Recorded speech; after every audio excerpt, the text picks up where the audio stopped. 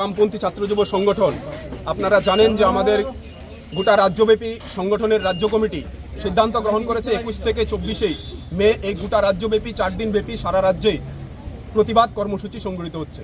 তারই অঙ্গ হিসাবে আমরাও আমাদের সোনামুড়া বিভাগীয় কমিটি 4টি বামপন্থী ছাত্র যুব সংগঠনের আমরা আমাদের এই দাবিগুলির ভিত্তিতে আমাদের গুরুত্বপূর্ণ দাবি হচ্ছে এই সময়ের মধ্যে আমরা দেখছি যে রাজ্যের বিদ্যাজ্যোতির নামে একটা চরম উচ্ছৃঙ্খল পরিবেশ তৈরি হয়েছে। বিদ্যাজ্যোতির নাম করে মানুষের কাছ থেকে কোটি কোটি টাকা হাজার হাজার টাকা নেওয়া হচ্ছে, কিন্তু সেখানে বিদ্যাজ্যোতির রেজাল্ট যদি আমরা দেখি সেখানে চরম বেহাল অবস্থায় পরিণত হয়েছে।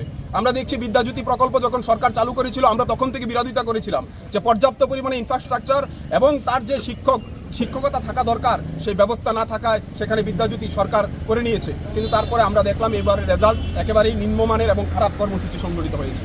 সেই জায়গায় আমরা তার প্রতিবাদ করছি এবং আগামী দিনে এই বিদ্যাজ্যোতি প্রকল্পে ইনফ্রাস্ট্রাকচারকে আরও বেশি শক্তিশালী করার প্রশ্নে সরকারকে ভূমিকা নেওয়ার জন্য আমরা দেখছি যে আমাদের রাজ্যে স্বাস্থ্যের বেহাল দশা, হাসপাতালগুলিতে শিক্ষক, চিকিৎসক এবং নার্স কর্মী সংকট দেখা দিয়েছে। সেই অবস্থায় দাঁড়িয়ে আমরা দেখছি যে হাসপাতালগুলিতে টিবি রোগীদের জন্য পর্যাপ্ত পরিমাণে জিবি হাসপাতালে কোনো ধরনের ঔষধের ব্যবস্থা নেই। সেই জায়গায় দাঁড়িয়ে আমরা ডিওএফআই, এসএফআই, টিএসইউ প্রতিবাদ করছি।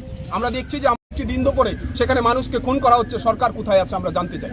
আমরা সরকারকে জানতে চাই যে মানুষ আজকের দিনে দিন দুপুরে বাজারের মধ্যে পিটিয়ে মানুষকে হত্যা করা হচ্ছে, সেখানে রেলের মধ্যে যুবতীদের উপর বলাৎকার করা হচ্ছে, সেখানে দাঁড়িয়ে সরকার কি ধরনের ভূমিকা গ্রহণ করছেন আমরা সেটা দেখতে পাচ্ছি না। আমরা মনে করি নির্বাচিত সরকার তার দায়িত্ব জ্ঞান আছে, সেই দায়িত্ব পালন করার যখন ব্যর্থ, আমরা মনে করি এই ব্যর্থতার দায় নিয়ে রাজ্যের স্বরাষ্ট্র দপ্তরের মন্ত্রী এবং মুখ্যমন্ত্রীকে অবিলম্বে পদত্যাগ করা উচিত এবং এই ধরনের যে অব্যবস্থা চলছে এই ব্যবস্থা থেকে দ্রুত সেখানে রাজ্যের মানুষকে পরিত্রাণ দিয়ে সরকার থেকে তিনি অবশ্যই আমরা দাবি জানাচ্ছি, আমরা 4টি বামপন্থী ছাত্র যুব সংগঠনের পক্ষ থেকে ওনাকে পদত্যাগ করলে পরেই এ রাজ্যের মানুষের মঙ্গল হবে। তিনি সুনাম ডক্টর হিসাবে নাম দিয়ে, সুশিক্ষিত নাম দিয়ে রাজ্যের মানুষের সাথে প্রতারণা করবেন, মানুষের সাথে মিথ্যাচার করবেন, এটা চলতে দেওয়া যায় না।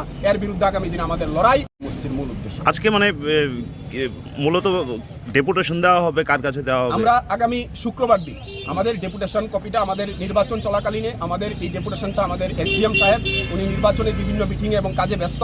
আগামী শুক্রবার দিন আমাদের এই 8 দফা দাবির ভিত্তিতে আমরা এসডিএম এর নিকট ডেপুটেশনে মিলিত হবো। আমাদের সেই পারমিশন গ্র্যান্ট হয়েছে, আগামী শুক্রবার দিন আমরা ডেপুটেশনে মিলিত হবো। আজকে আমরা এই দাবিগুলির উপর ভিত্তি করে আমরা বিক্ষোভ কর্মসূচি সংগঠিত করছি।